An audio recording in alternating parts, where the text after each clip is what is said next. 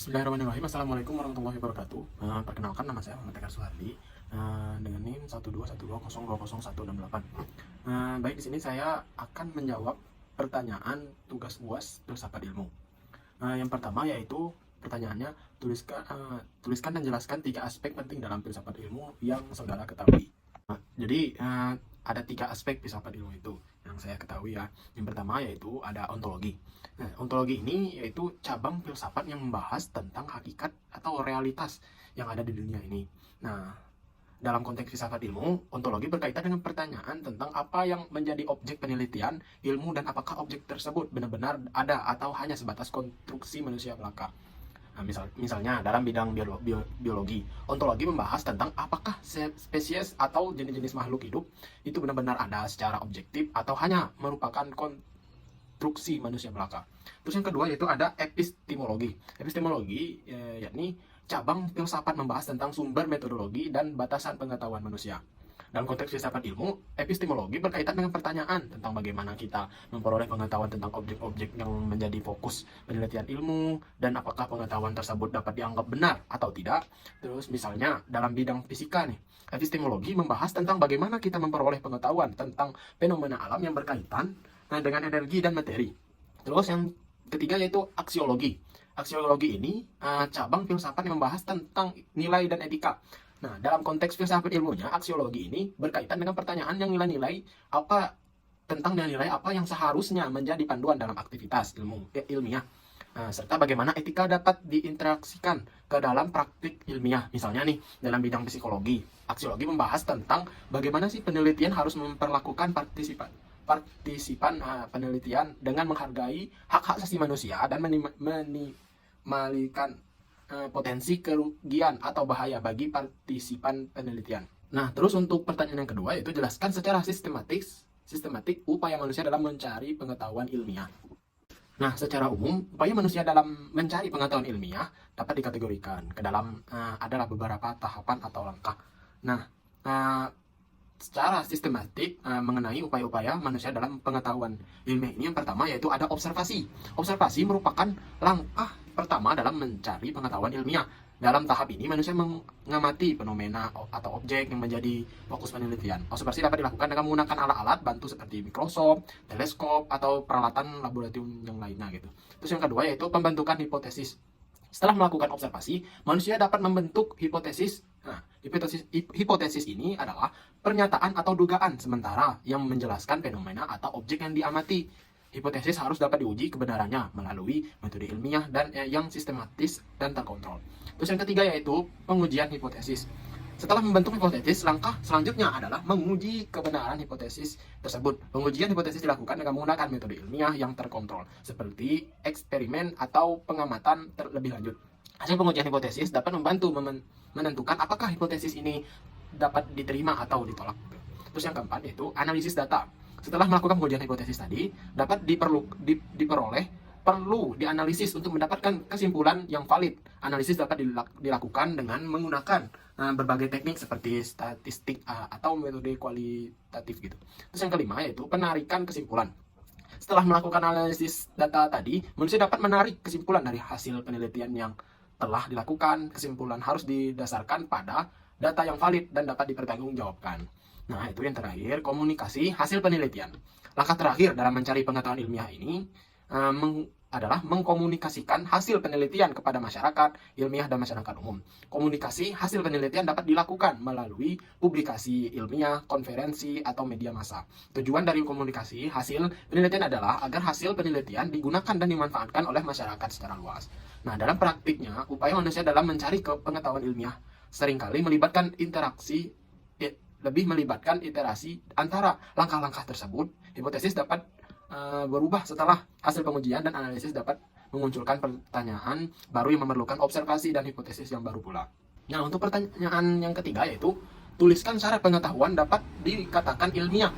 Nah, tuliskan beberapa sarana dalam upaya pengetahuan ilmiah dan beberapa hasanah pengetahuan ilmiah. Nah, untuk jawaban pertanyaan yang ketiga yaitu syarat pengetahuan dapat dikatakan ilmiah. Nah, yang pertama yaitu objektivitas.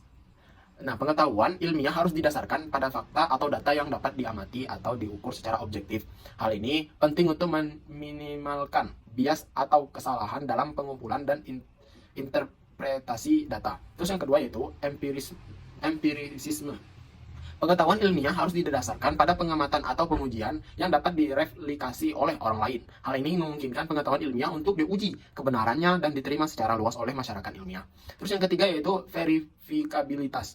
Pengetahuan ilmiah harus dapat diverifikasi atau dikonfirmasi oleh orang lain melalui pengujian yang sama atau serupa.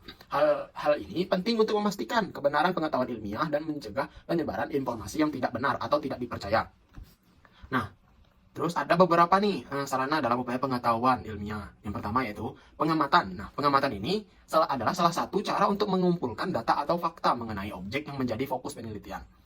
Nah, yang kedua itu ada eksperimen. Eksperimen ini cara untuk menguji hipotesis dengan cara mengatur variabel yang dapat mempengaruhi hasil penelitian. Eksperimen ini dapat dilakukan dalam lingkungan laboratorium atau lapangan misalkan. Terus yang ketiga yaitu metode ilmiah. Nah, metode ilmiah ini cara untuk menjalankan penelitian secara sistematis dan terkontrol gitu. Metode ilmiah meliputi langkah-langkah seperti misalkan observasi, pembentukan hipotesis, terus pengujian hipotesis, terus analisis data, dan penarikan kesimpulan. Nah, terus ada nih beberapa khasanah pengetahuan ilmiah. Nah, yang pertama itu ada fisika ya. Ilmu yang mempelajari tentang alam semesta, energi, dan materi. Terus yang kedua, kimia. Ilmu yang mempelajari tentang sifat dan reaksi bahan kimia. Terus biologi, ilmu yang mempelajari tentang makhluk hidup dan proses kehidupan. Terus psikologi, ilmu yang mempelajari tentang perilaku, pikiran, dan emosi manusia. Terus ada sosiologi, ilmu yang mempelajari tentang struktur dan dinamika masyarakat. Terus sejarah, ilmu yang mempelajari tentang peristiwa masa lalu dan perkembangan manusia. Terus yang terakhir itu ada matematika, ilmu yang mempelajari tentang angka dan jumlah dan ruang. Nah, pertanyaan yang keempat yaitu, menurut saudara bagaimana sebaiknya ilmu dikembangkan? Apakah ilmu dikembangkan bebas nilai ataukah ilmu dikembangkan terikat dengan nilai? Kemukakan argumentasi saudara. Nah, untuk jawaban yang keempat yaitu, ilmu dikembangkan dengan cara yang sistematis dan terorganisir melalui metode ilmiah yang benar dan teruji. Dalam pengembangan ilmu, sangat penting untuk mempertimbangkan nih nilai-nilai yang relevan dengan objek penelitian. Karena nilai-nilai dapat mempengaruhi cara penelitian dilakukan, interpretasi data, dan pengembangan kesimpulan. Nah, ilmu ini juga dapat dikembangkan secara bebas nilai atau terikat dengan nilai, tergantung pada konteks dan objek penelitian yang sedang diangkat. Nah, dalam beberapa kasus ilmu dapat dikembangkan secara bebas nilai, di mana nih tujuan utama adalah untuk memperoleh pengetahuan yang objektif dan valid nih tentang fenomena yang sedang teliti. Contohnya nih dalam fisika, penelitiannya berfokus pada fenomena alam yang dapat dijelaskan secara matematis dan diukur dengan objektif tanpa mempertimbangkan nilai moral atau etika. Namun, dalam beberapa bidang ilmu seperti biologi, fisika, atau misalkan sosiologi, nilai-nilai etis dan moral harus diperhatikan. Misalnya dalam penelitian tentang manusia atau hewan, penelitian tentang mempertimbangkan etika dan moralitas dalam melakukan penelitian, termasuk perlindungan terhadap partisipan penelitian dan perlakuan yang adil dan manusiawi terhadap hewan yang digunakan dalam penelitian. Nah, dalam kesimpulannya nih, ilmu dapat dikembangkan secara bebas nilai atau terikat dengan nilai, tergantung pada bidang objek penelitian yang sedang diangkat. Namun nilai dan etika harus selalu dipertimbangkan dalam pengembangan ilmu untuk memastikan bahwa penelitian itu dilakukan dengan cara yang benar dan sesuai dengan nilai relevan. Terus pertanyaan yang terakhir yaitu, dari aspek metodologi, apa perbedaan pendekatan kuantitatif dengan kualitatif dan bagaimana kontribusinya terhadap pengembangan ilmu pengetahuan? Nah, untuk jawaban pertanyaan nomor 5 yaitu, perbedaan antara pendekatan kuantitatif dan kualitatif dapat dilihat dari segi metodologi penelitian yang digunakan. Nah, ada penjelasan singkat mengenai perbedaan antara kedua pendekatan tersebut. Nah, yang pertama yaitu pendekatan kuantitatif. Pendekatan kuantitatif adalah pendekatan penelitian yang menggunakan data yang dapat diukur atau dihitung dengan secara numerik.